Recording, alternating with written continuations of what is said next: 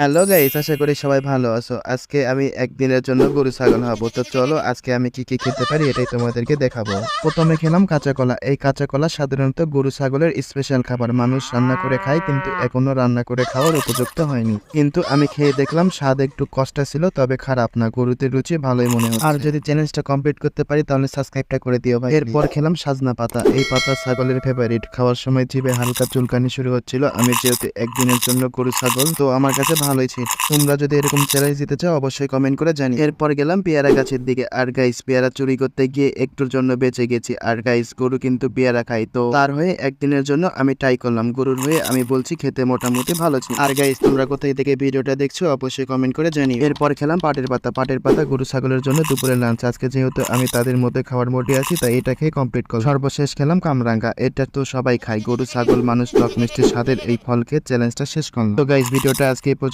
ভিডিওটা ভালো লাগলে অবশ্যই কমেন্ট করে জানিও।